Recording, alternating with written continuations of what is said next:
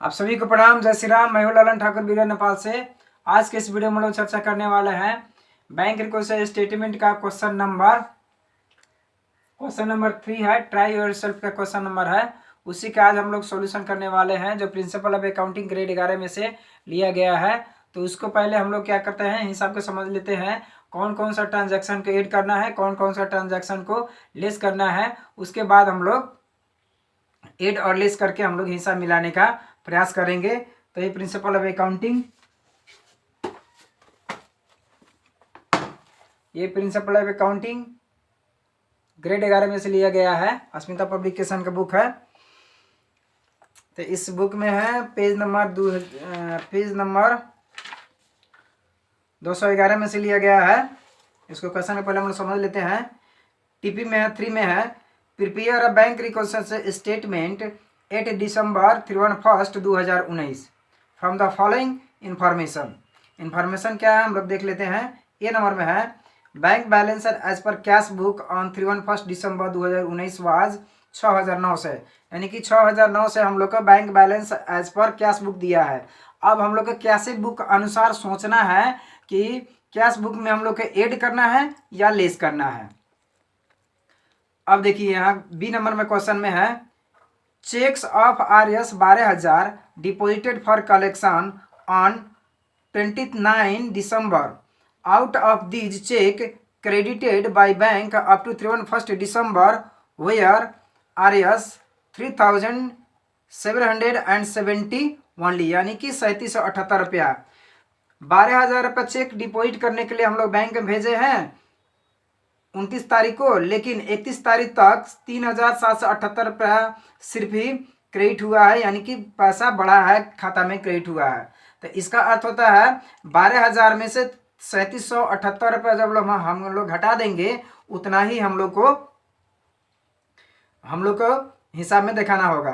तो बैंक में डिपॉजिट करने के लिए हम लोग भेज दिए हैं, तो यानी कि कैश बुक में हम लोग क्या कर दिए हैं, बढ़ा दिए हैं। कैश बुक में हम लोग बढ़ा दिए हैं, लेकिन पासबुक में हमने बढ़ाया नहीं है। तो अब क्या करना है हम लोग को, 12,000 में से 3,778 रुपये हम लोग माइनस करके जो अमाउंट होगा उसी को हम लोग लेस कर देंगे, तो हिसाब हम लोग को मिल जाएगा।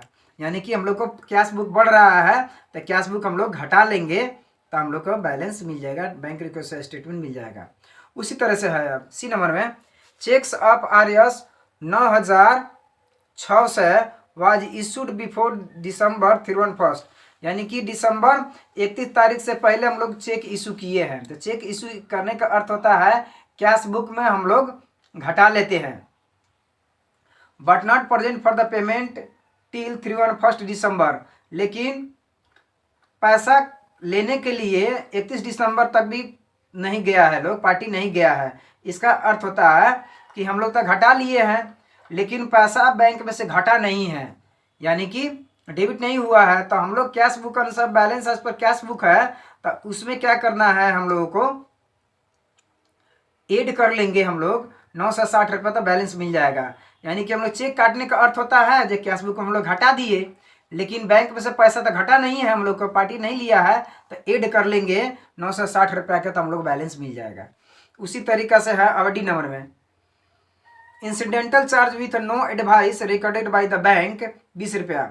इंसिडेंटल चार्ज है, अचानक कोई खर्च हो गया होता है तो बैंक अपना पैसा काट देता है, कोई इन्फॉर्मेशन नहीं होता है।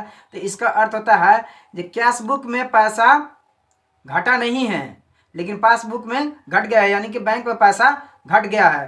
तो क्या करना है, तो जो कोई इन्फॉर्मेशन से, बिना इन्फॉर्मेशन से बैंक जब पैसा काटता है तो हम लोग क्या करते हैं कि कैश बुक तो बढ़ रहा है, तो हम लोग यदि कैश बुक में पैसा घटा लेंगे 20 रुपया तो बैलेंस मिल जाएगा। तो डी नंबर में हम लोग इंसिडेंटल चार्ज को 20 रुपया हम लोग घटा लेंगे। उसी तरीका से है अब ई नंबर में है RS 400 and RS 830 rupees were two wrong entries debited in passbook में 2 एंट्री गलत कर दिया है, but RS charge has been reversed by the bank before 31 December, यानी कि 31 दिसंबर से पहले 400 को रिवर्स कर दिया है, यानी कि डेबिट किया था तो तो क्रेडिट कर दिया है, तो 400 के हिसाब तो मिल गया। अब बचा 830 का। तो इट इज़ फाउंड दैट, मिला है कि 830 was related to another accounts, यानी कि 800 रुपया क्या 800 रुपया क्या हो रहा है, कैश बुक में बढ़ रहा है। तो इसको हम लोग अगर घटा लेंगे कैश बुक में तो हम लोग को बैलेंस मिल जाएगा। अब उसी तरीका से है एफ नंबर में।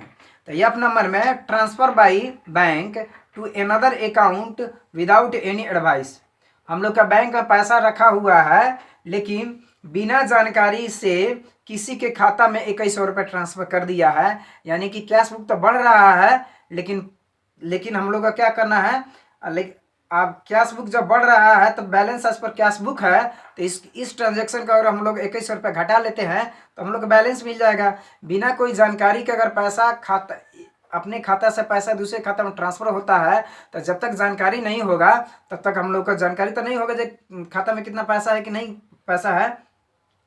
तो जब बैंक डायरेक्ट किसी के खाता में डाल दिया है तो यानी कि कैश बुक बढ़ रहा है, अब पासबुक घट रहा है, तो cash balance as per cash book के हिसाब हम लोग करना है। तो क्या कर देना है, 2100 को अगर लेस कर देंगे हम लोग को तो बैलेंस हम लोग को मिल जाएगा। अब देखिए हम लोग को अब क्या करना है, हम लोग को ऐड करना है, हम लोग को अब सिर्फ सी नंबर ऐड करना है, उसके बाद में बी नंबर, डी नंबर, ई नंबर, एफ नंबर को लेस कर देना है और प्लस माइनस करके हम लोग का हिसाब निकालना है। तो चलिए हम लोग अब इसको हम लोग कैलकुलेशन अब देखते हैं।